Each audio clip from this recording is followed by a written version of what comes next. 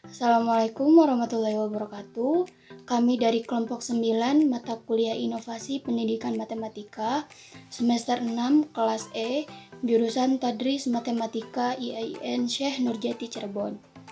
Nah, di sini kami akan mempresentasikan materi mengenai inovasi pembelajaran matematika PAIKEM. Oke, perkenalkan, nama saya Siti Robiah, NIM 1808105190. Nah, di sini saya sebagai pemateri pertama.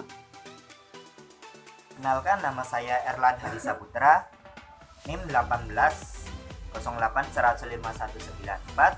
Saya sebagai pemateri 2. Baik, sebelum kita masuk pada pembahasan materi, saya akan membacakan terlebih dahulu sub-sub materi inovasi pembelajaran matematika PAIKEM. Oke, yang pertama yaitu pembelajaran PAIKEM, kemudian yang kedua karakteristik model PAIKEM, yang ketiga prinsip model PAIKEM, yang keempat penerapan strategi PAIKEM, dan yang terakhir yaitu keunggulan dan kelemahan PAIKEM.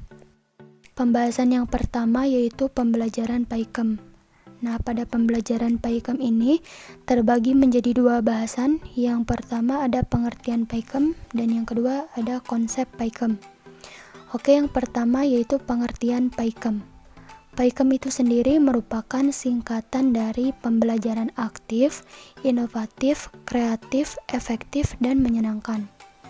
PAIKEM juga merupakan pendekatan mengajar, approach to teaching, yang digunakan bersama metode tertentu dan pelbagai media pengajaran yang disertai penataan lingkungan sedemikian rupa agar proses pembelajaran itu menjadi aktif, inovatif, kreatif, efektif, dan menyenangkan. Kemudian yang kedua yaitu konsep PAIKEM. Seperti yang sudah disebutkan pada pengertian PAIKEM sebelumnya, bahwa PAIKEM ini terdapat 5 bahasan pokok, yaitu pembelajaran aktif, inovatif, kreatif, efektif, dan menyenangkan. Oke, yang pertama yaitu pembelajaran aktif. Pembelajaran aktif adalah suatu pembelajaran yang mengajak peserta didik untuk belajar secara aktif. Mereka ini secara aktif menggunakan otak, baik untuk menemukan ide pokok dari materi pembelajaran, memecahkan masalah, ataupun mengaplikasikan apa yang baru mereka pelajari dalam kehidupan nyata. Nah, peran guru di sini yaitu mampu menciptakan suasana yang memungkinkan peserta didik ini secara aktif dapat berproses dan mengonstruksikan ilmu pengetahuannya dengan sendiri. Seperti yang dikatakan oleh Paul Suparno dalam Setiawan, bahwa siswa harus mengonstruksikan sendiri pengetahuannya tersebut, sementara lingkungan hanya sebagai sarana untuk terjadinya konstruksi tersebut.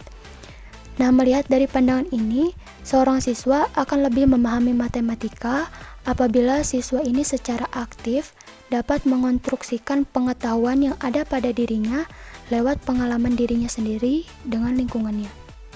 Kemudian yang kedua yaitu pembelajaran inovatif.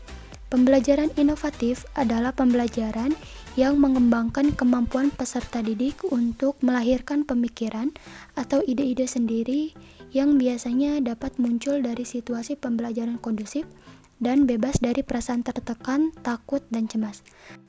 Nah, inovasi pembelajaran matematika saat ini sudah sangat banyak. Salah satunya yaitu pembelajaran dengan komputer atau lebih dikenal dengan pembelajaran berbasis komputer. Nah, dengan metode pembelajaran yang seperti ini, yang tadinya hanya mengandalkan guru dalam menyampaikan materi pembelajaran, sekarang dapat dibantu dengan pengaplikasian bentuk video animasi, sehingga siswa dapat belajar melalui layar komputer ataupun dapat diproyeksikan secara visual di depan kelas.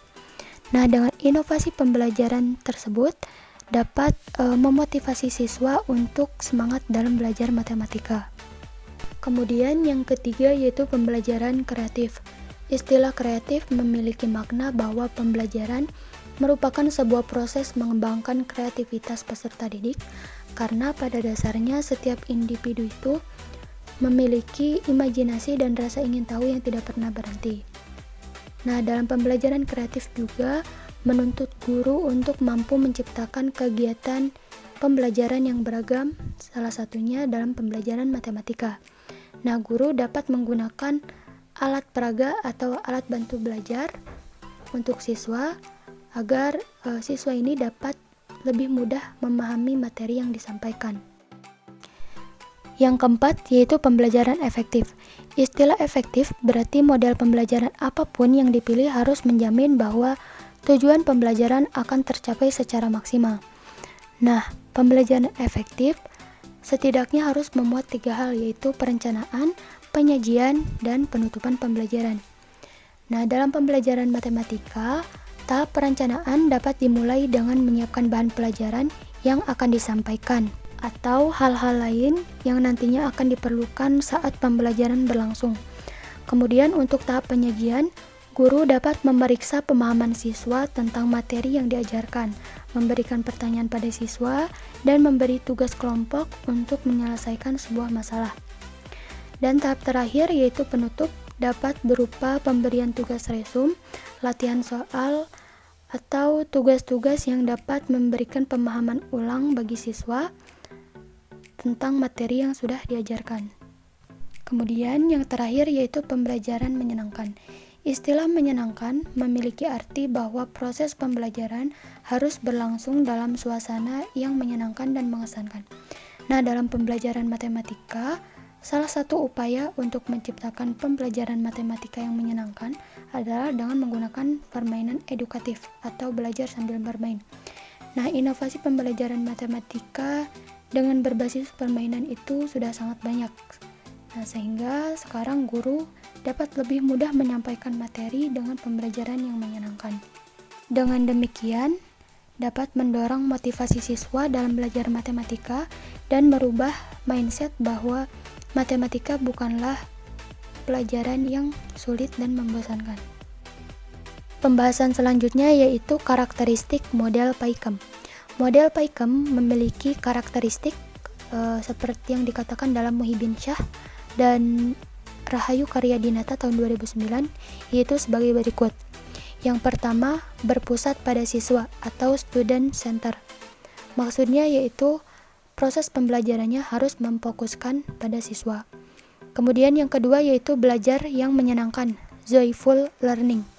Maksudnya yaitu belajar tanpa ada tekanan atau rasa takut dan cemas.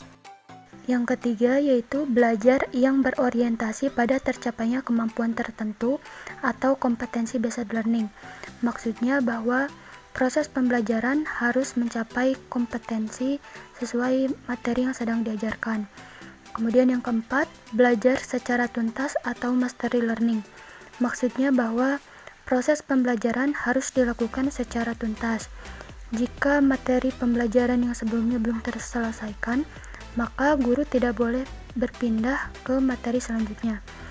Kemudian yang kelima yaitu belajar secara berkesinambungan atau continuous learning. Maksudnya bahwa proses pembelajaran harus dilakukan secara kontinu atau terus-menerus. Yang terakhir yaitu belajar sesuai dengan kekinian dan kedisinian atau contextual learning.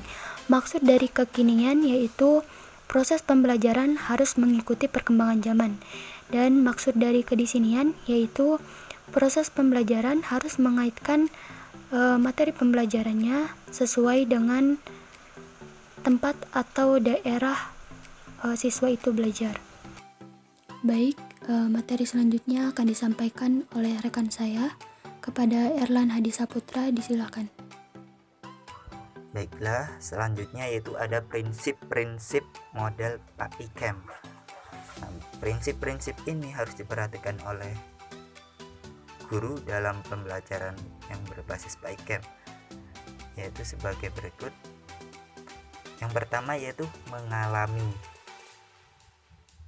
Peserta didik harus terlihat secara aktif baik fisik, mental maupun emosional. Artinya melalui pengalaman langsung pembelajaran akan lebih bermakna kepada siswa daripada hanya mendengarkan penjelasan saja. Yang kedua adalah komunikasi. Nah, dalam kegiatan pembelajaran harus terwujud komunikasi antara guru dan peserta didik. komunikasi yang baik ini adalah proses komunikasi di mana antara komunikator dan komunikan terdapat satu arah yang sama. Nah, yang ketiga itu ada interaksi. Dalam kegiatan pembelajaran harus diciptakan interaksi multi arah. Nah, diharapkan terjadinya yaitu interaksi transisional, di mana proses komunikasi antara guru dengan siswa, siswa dengan guru, siswa dengan siswa, bahkan siswa dengan lingkungan sekitar. Selanjutnya ada refleksi.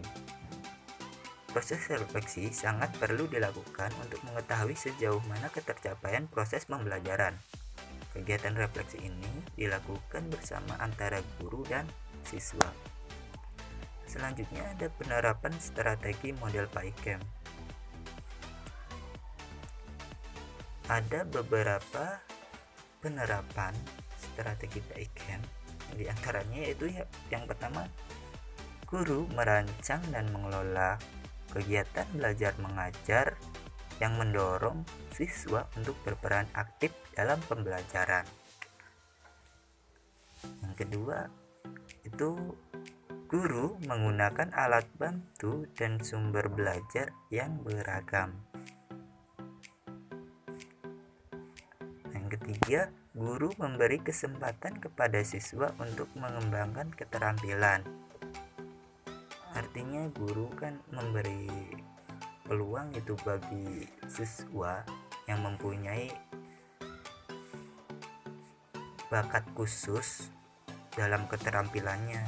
Nah, guru itu memberi kesempatan kepada siswa tersebut untuk mengembangkannya. Nah, yang selanjutnya itu ada guru memberi kesempatan kepada siswa untuk mengungkapkan gagasan sendiri secara lisan ataupun tulisan. Sudah jelas. Nah, yang kelima, guru menyesuaikan bahan dan kegiatan belajar dengan kemampuan siswa. Artinya kan guru juga harus memperhatikan kemampuan siswa itu tersendiri. Yang keenam itu guru mengaitkan kegiatan belajar mengajar dengan pengalaman siswa sehari-hari. Nah, dalam proses kegiatan belajar mengajarnya itu bisa siswa menceritakan pengalamannya sendiri, dan siswa menerapkan hal yang dipelajari dalam kegiatan sehari-hari. Selanjutnya ada menilai kegiatan belajar mengajar dan kemajuan belajar siswa secara terus-menerus. Artinya guru selalu memantau kerja siswa agar dapat mengontrol dan mengevaluasi siswa tersebut. Apakah pembelajaran itu bisa terwujud atau bisa tercapai atau tidaknya. Nah, selanjutnya itu ada keunggulan dan kelemahan model PAICAM. Nah, keunggulan model PAICAM diantaranya itu proses belajar mengajar menjadi proses yang menyenangkan atau learning is fun dan bermakna, meaningful. Yang kedua itu sesuai dengan gaya, dengan berbagai gaya belajar. Yang antaranya ya visual, audiovisual, kinestik. Keunggulan yang selanjutnya itu menjadikan siswa memiliki keterampilan sosial dan keterampilan berkomunikasi. Nah, untuk kelemahannya, model PAICAM ini yang pertama itu membutuhkan waktu yang banyak.